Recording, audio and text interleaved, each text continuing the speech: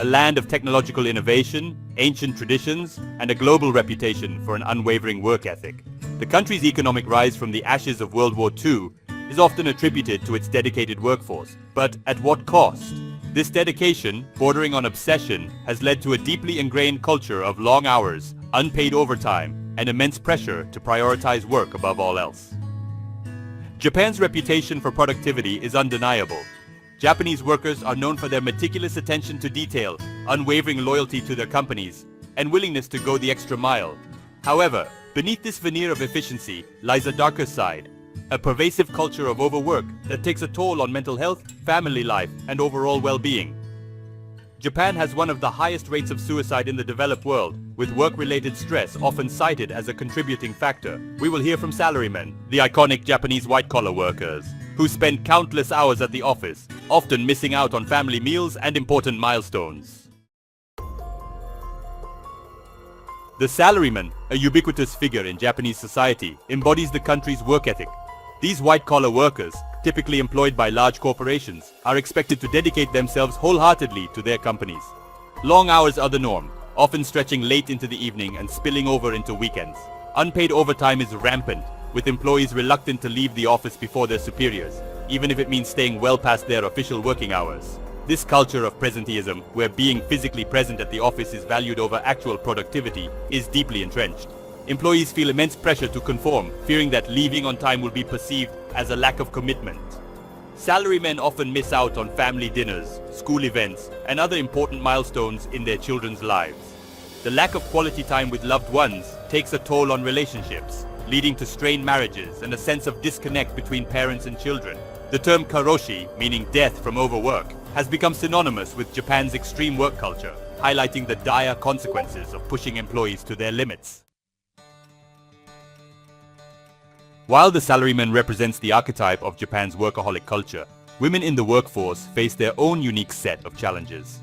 Despite progress in recent decades, traditional gender roles remain deeply ingrained in Japanese society.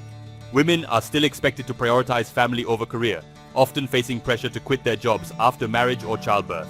Even for women who choose to remain in the workforce, balancing work and family responsibilities can be a daunting task. The lack of affordable childcare options and the long hours expected in many workplaces make it difficult for mothers to juggle both roles effectively. This societal pressure on women to prioritize family over career has far-reaching consequences. The government has implemented policies aimed at promoting work-life balance and supporting working mothers, such as expanding childcare facilities and encouraging paternity leave. The relentless pace of work in Japan has taken a toll on the nation's mental health. The term Karoshi, meaning death from overwork, is a chilling reminder of this culture. Karoshi results from heart attacks, strokes, or suicides due to work stress and sleep deprivation. Japan also faces a broader mental health crisis. The country has one of the highest suicide rates in the developed world. Work-related stress is often a contributing factor. To truly understand Japan's extreme work culture, one must delve into its historical roots. Following the devastation of World War II, Japan faced the daunting task of rebuilding its economy and society from the ground up. This period of rapid economic growth, known as the Japanese economic miracle, cemented the idea that hard work and dedication were essential for national recovery and prosperity.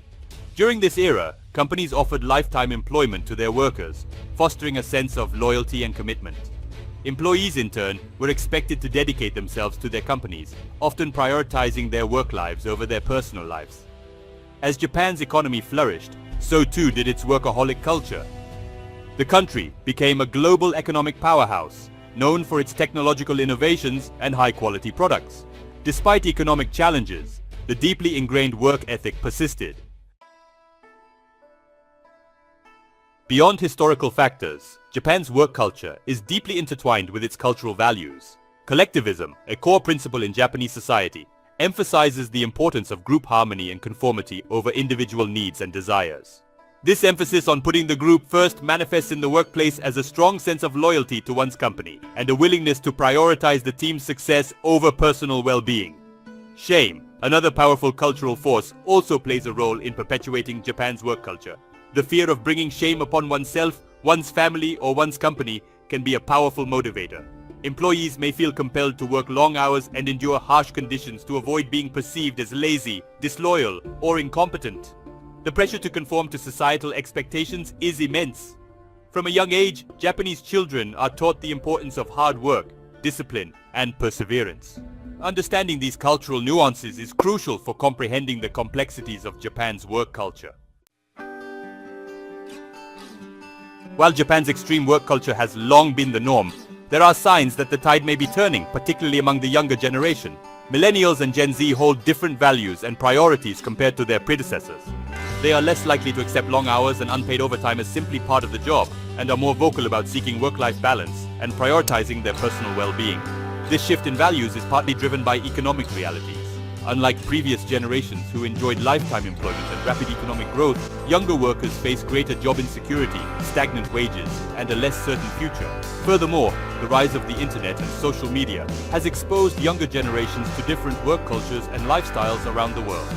Some companies, particularly in the tech industry, are beginning to offer more flexible work arrangements, remote work options, and other benefits aimed at attracting and retaining young talent.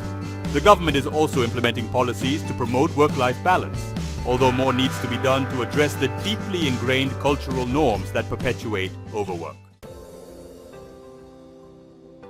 Recognizing the need for change, the Japanese government has implemented various initiatives aimed at addressing the country's extreme work culture.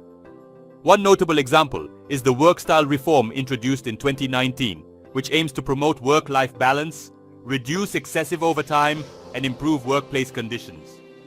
The reforms include setting legal limits on overtime hours, encouraging companies to adopt more flexible work arrangements, and promoting telework and other alternative work styles. In addition to government efforts, some corporations are also taking steps to address the issue. Recognizing the negative impact of overwork on employee morale, productivity, and health, some companies have implemented policies to limit overtime, encourage employees to take vacations, and promote a healthier work-life balance. However, implementing these changes faces significant challenges. Deeply ingrained cultural norms, a hierarchical corporate structure, and a fear of being perceived as disloyal or lacking in commitment often hinder progress. Changing a deeply ingrained work culture requires a sustained and multifaceted approach, addressing not only the symptoms but also the underlying causes. As Japan grapples with its work culture challenges, it can learn valuable lessons from other countries that have successfully implemented reforms and fostered healthier work environments. Countries like Denmark, Sweden, and the Netherlands, known for their strong work-life balance and high levels of employee well-being, offer valuable insights into alternative approaches to work. One key takeaway is the importance of promoting a culture of trust and autonomy in the workplace. These countries often emphasize employee empowerment, allowing individuals greater flexibility in how, when, and where they work. Another important lesson is the need for clear boundaries between work and personal life. Many European countries have strict regulations regarding working hours, overtime, and vacation time. By learning from these best practices and adapting them to its own cultural context, Japan can create a work environment that values both productivity and well-being. The future of work in Japan hangs in the balance. With a shrinking and aging population, creating a work environment that attracts and retains talent is imperative.